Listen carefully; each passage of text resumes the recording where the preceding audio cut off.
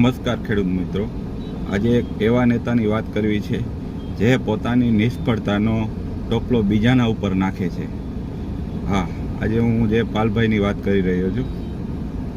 જે ખેડૂત આંદોલનની નિષ્ફળતા ગઈ તેમાં પાલભાઈએ કેટલા ઉપર પોતાની નિષ્ફળતાનો ટોપલો બીજા ઉપર નાખ્યો, અને બીજી તરફ ખેડૂતોનું જે આંદોલન છેલ્લા 6 મહિનાથી પીક ઉપર હતું, અને આ આંદોલનમાં રાજકીય પાર્ટીઓએ પોતાને જશ લેવા માટે થઈને પોતે આ આંદોલનમાં ઇન્વોલ્વ થયા. ત્યારબાદ ગાંધીનગર રેલીનું એક આયોજન કરેલું હતું, અને આ રેલી ગાંધીનગર પહોંચે તે પહેલાં જ બંને રાજકીય પાર્ટીઓ સામસામે ઝઘડવા માંડી.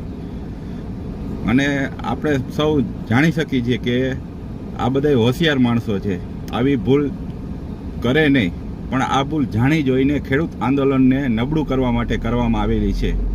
અને બીજી તરફ કે જામનગર અને દ્વારકા જિલ્લામાંથી જ્યાંના પાલભાઈ આંબલિયા ખેડૂત નેતા છે, ત્યાંના 20 ટ્રેક્ટર પણ નહોતા ગયા. અને બીજી તરફ જ્યારે જામનગરમાં પણ જ્યારે જન આક્રોશ રેલી હતી ત્યારે પણ કોંગ્રેસના કેટલાક કાર્યકરો તેમજ કેટલાક નેતાઓ જે અહીંની સ્થાનિક લોકલ કોન્ટ્રાક્ટર કંપનીઓ સાથે મિલીભગત કરી અને ખેડૂતોના ખેતરમાં દાદાગીરી કરે છે તેના વિરુદ્ધ પણ ફરિયાદ કરવામાં આવેલી.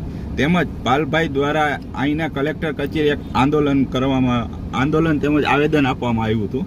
તે આવેદન સમયે મેં ખેડૂતોને એ આંદોલનમાં જોડાવા તેમજ આવેદનપત્ર દેવામાં જોડાવા કીધું હતું. પરંતુ મેં બીજી એક વાત પણ કરી હતી કે આ જે આવેદનપત્ર છે તેમાં અહીંની સ્થાનિક ખેડૂતો ઉપર દાદાગીરી કરતી ઓપેરા કંપનીના પણ કેટલાક સંબંધિત લોકો આ આવેદનપત્રમાં જોડાશે, એટલે તે બાબતનું મેં ધ્યાન રાખવાનું કીધું હતું. ત્યારબાદ જે આવેદનપત્રમાં સંખ્યા ન થઈ એટલે પાલભાઈ દ્વારા એક વિડીયો બનાવીને કહેવામાં આવ્યું કે કેટલાક લોકો દ્વારા આવેદનપત્ર દેવા માટે ખેડૂતોને અટકાવ્યા હતા, અને તમારે એક કંપની યારે વાંધો હોય ત્યારે પાલભાઈ ખુદ એક કંપની બોલ્યા, ખુદ ઓપેરાનું નામ પણ ન બોલી શક્યા. અને ત્યારબાદ મેં પણ વિડીયો બનાવીને કીધું હતું કે અમારે કોઈ એક કંપની યારે વાંધો નથી, જે પણ ખેડૂતો યારે દાદાગીરી કરતી હોય તમામ કંપનીઓ યારે અમારે વાંધો છે.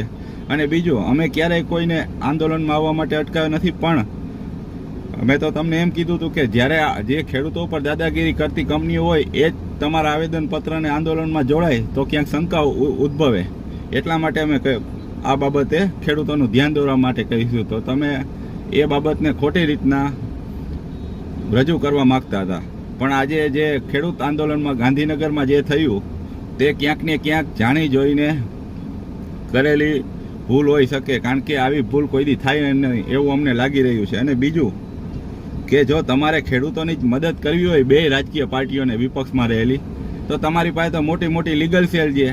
લીગલ સેલ દ્વારા જઈને સીધું હાઈકોર્ટ અને સુપ્રીમ કોર્ટમાં સ્ટે લઈ આવો.